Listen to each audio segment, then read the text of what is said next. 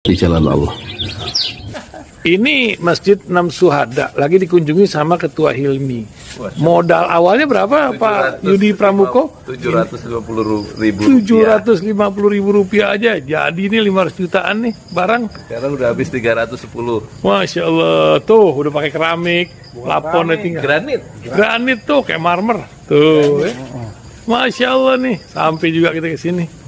Masjid Enam Syuhada, ngapa namanya Masjid Enam Syuhada, Ya, Pak Yudi? kita mau mendokumentasikan perjuangan dakwah nama anak muda pengawal Habib Rizik Syihab itu. Masya Allah. Yang dibunuh sama orang jahat di kilometer 50. Kilometer 50 ya. Itu kan simbol memperjuangkan dakwah itu kita harus memberikan segalanya untuk Islam kan ya. Untuk Masya dakwah Islam. Allah. Dan nama anak muda itulah yang sudah memberikan segalanya untuk Islam. Masya Allah. Apa nanti nama pemuda itu ada juga di sini mungkin diterapkan? Mungkin namanya 6 syuhada. 6 syuhada itu, Iya. 6 syuhada dipasang di sini, 6 syuhada.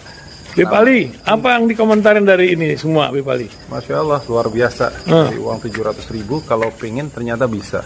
Bisa. Allah kirim. Tuh, bisa. Ya, Masya. masuk satu gang kecil, tapi Bapak ini luar biasa. Kecil tuh. Oh, Masya Allah ya. Satu call aja.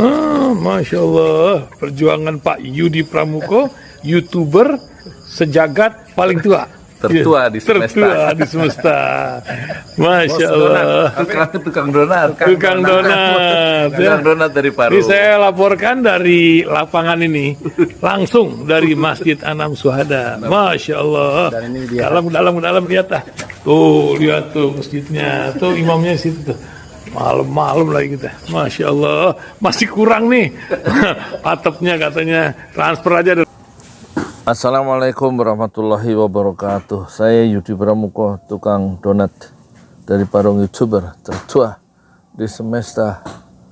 Alhamdulillah wassalatu wassalamu ala rasulillah. Ini pagi ini baunya kurang sedap karena ini kandang kambing ya, punyanya Bang Alam. Ada 10 kambing ya. Dan saya mau bicara tentang tema ini ya, tentang semua pemimpin itu sebenarnya berkhianat ya, sehingga kita rakyat itu jadi orang miskin di negerinya sendiri, rakyat Indonesia jadi pengemis di negerinya sendiri gitu. Ya enggak, padahal katanya kita kaya raya ya. Kaya raya, matahari sepanjang tahun, pohon di mana-mana, sawah di mana-mana, laut, hasil laut, ada gunung, ada hutan ya, kaya raya kita ya. Kita bahas itu ya, tentang bukan Prabowo mengkhianati siapa, Anies mengkhianati siapa, atau SBY mengkhianati siapa, atau Megawati mengkhianati siapa, atau dikhianati siapa. Semua pemimpin itu berkhianat ya terhadap rakyatnya, sehingga rakyat susah, sampai rumah, sampai tua nggak punya rumah, anak-anak muda banyak yang nggak punya kerjaan ya. Di kampung ini nggak tahu di kalau kampung lain mah sejahtera kali ya anak-anak muda di kampung lain mah. Saya sudah lihat ya wawancara Najwa Shihab dengan Muhaimin, dengan Anies Baswedan, nggak ada yang menarik, nggak. Karena sudah dijelaskan semuanya oleh wawancara Sudirman Said dengan dengan Hersu Beno Arif ya. Saya sudah baca juga wawancaranya tentang khutbah etika politik ya, dari siapa itu, selalu diungkapkan oleh Rocky Gerung kan. Ya begitu itu omongannya orang-orang elit, termasuk ucapannya SBY yang dengan mudah dipatahkan oleh Anies Baswedan dalam ini ya, dalam mata Najwa maksudnya. Dan saya juga sudah lihat ucapan selamat dari AHY supaya sukses katanya, calon presiden, cawapres dan cawapres Muhaimin, Anies Baswedan dan itu Muhaimin Iskandar ini saya kalau ngomong agak terbata-bata ya, karena usia ya, faktor usia 62. Jadi hari Selasa kemarin itu akan saya kenang ya, soal titik krusial dalam karir Anies Baswedan tanggal 29 ketika deadlock itu, dan kemungkinan dia nggak dapat tiket kendaraan untuk jadi cawapres kalau masalah tentang Caimin ini itu disampaikan ya ke Nasdem, ke Demokrat dan ke PKS ya. Titik krusial kata siapa namanya? Kata si Anies ya nggak apa-apa, ya kan sekedar ikhtiar ya. Jadi dia sebenarnya nothing tulus juga, nggak jadi presiden nggak apa-apa, kira-kira gitu ya. Tanggal 29 Agustus akan saya kenang, itu titik penting dalam sejarah politik Indonesia modern kita ya, khususnya dalam karir politik Anies Baswedan dan juga terutama Anies ya, karena masuknya variabel baru yaitu Muhaimin Iskandar dari Ketua Umum PKB yang didorong untuk berpasangan dengan Anies ya, didorong oleh Surya Paloh ya. Dan kemudian iya, karena tanggal 29 itulah hari Selasa, itulah ulang tahun saya yang ke-62 ya. Jadi itu menarik ya, berimpitan, beririsan ya, dengan usia yang saya sudah senja tapi tidak kunjung sejahtera. dipimpin oleh 7 presiden ya. Itu iyalah nggak sejahtera ya. Diukur dari rumah, diukur dari kepemilikan ya. Misalnya ya, diukur dari kepemilikan tanah saya nih. Tanah saya nabung bertahun-tahun, ada 242 meter dan di atasnya dibikin bangunan gubuk kira-kira itu ya. Dari batako tanpa diplester. Dan nggak punya surat hak milik. Hanya AJB. Udah hampir 20 tahun AJB. Nah kalau ngurus ke BPN, Badan Pertanahan Nasional, kan duit lagi, duitnya nggak ada. Itu menunjukkan saya nggak sejahtera kan. Beda dengan tokoh-tokoh politik itu, ada yang punya surat tanah sampai 75 biji. Ya itu seperti Puan Maharani, kita lihat di LHKPN ya, kekayaannya sekian triliun, kayak Prabowo, kayak Erick Thohir. Ada yang punya tanah seperti Khofifah itu yang Gubernur Jatim sampai 35 coba. Sertifikat tanah sampai 35 sampai 75 seperti Puan Maharani. Sementara saya sendiri tanahnya cuma secuplik, ya lebih bagus sih dibanding tanah-tanah yang 60 meter di komplek-komplek itu ya, kompleks sederhana itu. Berarti saya punya tanah 4 kali lipat, 4 kali 60 kan 240 ya. masih mending juga, nggak susah-susah banget. Tapi banyak yang lebih susah gitu dibanding saya ya nggak. Terus kemana para pemimpin tuh ya? Pemimpinnya berkhianat ya, memperkaya diri sendiri. Lihat aja sekarang tuh menteri-menteri sekarang nih ya. Ya menteri era sekarang berlomba-lomba kekayaannya. Nggak ada yang mikirin rakyat ya. Lihat koruptor itu. Kan dia pengkhianat tuh. Ngambilin uang rakyat, uang yang dikumpulin oleh rakyat diambil sama dia di anggaran, kayak di APBD, kayak di APBN, kayak ya kan. Ya dalam pengadaan barang dan jasa itu kalau nggak ketangkap KPK kan mereka tetap statusnya tetap nyolong. Nanti ditanya di akhirat tuh, nyolong dengan apa? Dengan kewenangannya, dengan otoritasnya, dengan tanda tangannya ya. Mana dia mikirin rakyat? Nggak ada. Di Najwa Shihab yang saya lihat tadi habis subuh sampai habis full. Anies juga nggak, ini kelihatannya sama Muhaimin nggak mikirin rakyat, nggak ada visinya gimana memajukan bangsa ini. Itu mendingan ikutin saran saya deh. Saran saya. Visinya itu jelas tuh, kalau B.J. Habibie itu 2% penduduk Indonesia kalau menguasai high tech, teknologi tinggi, 2% dari jual penduduk. Jadi kalau penduduk kita 270, kalau 2%-nya ya kira-kira 5 juta 400 orang, 4.400.000 orang itu menguasai high tech. Yang sedikit itu, yang 2% itu, maka itu seperti lokomotif akan menarik gerbang kemajuan, karena pendekatan keilmuan dan added value yang dikembangkan oleh 2% penduduk yang canggih tadi kan.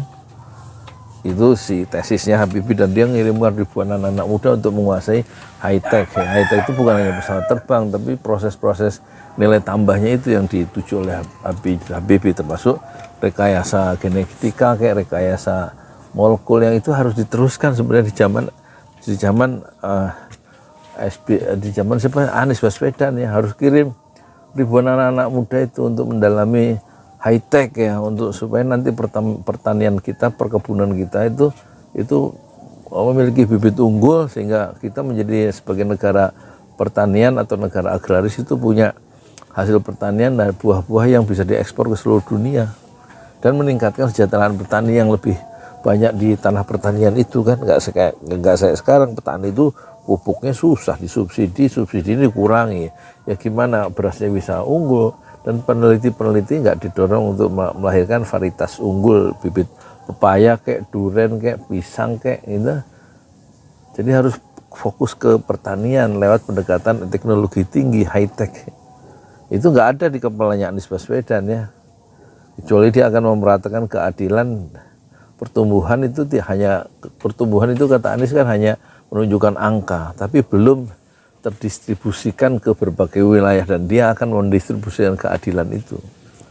Bukan sekedar pertumbuhan, tapi mendistribusikan keadilan ke seluruh region di kawasan Indonesia, kata dia waktu diwawancarai di Australia, di radio, di TV ABC Australia itu ya.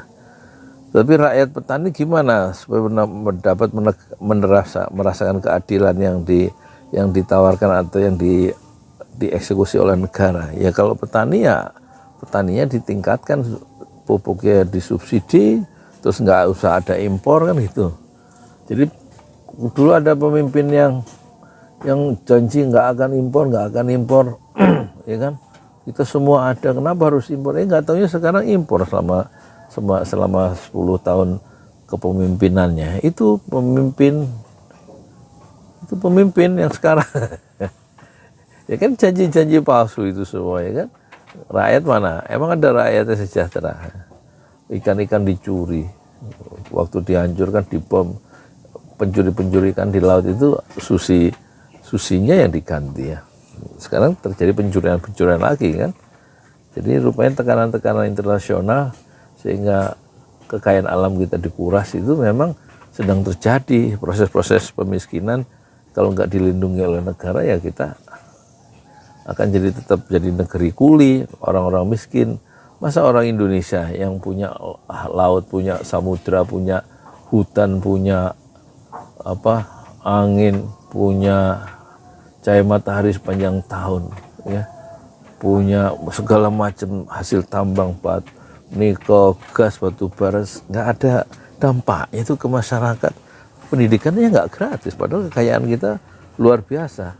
Yang nyolong orang-orang luar kan, udah lama kita itu dicolong oleh orang-orang luar. Portugis datang ke sini, Spanyol datang ke sini, gitu. Belanda, Inggris, Perancis semuanya datang ke sini untuk mencuri hasil. Sekarang negara lain ya yang menghisap kekayaan Indonesia.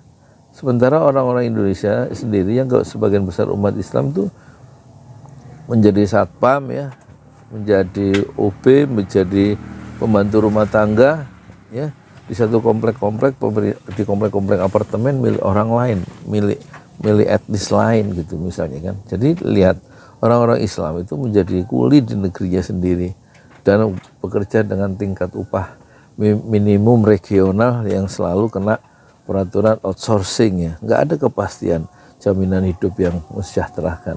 Ini kan harusnya tugas dari pemerintah, tugas dari kepemimpinan baru ya, bagaimana mensejahterakan petani yang lebih banyak itu loh, berpihak ke sana loh, ke petani-petani yang harusnya makmur ya,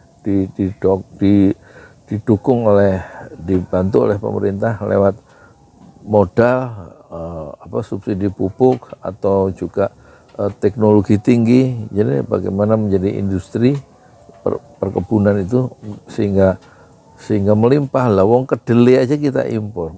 Apa nggak bisa menanam kedelai sendiri dengan varietas unggul yang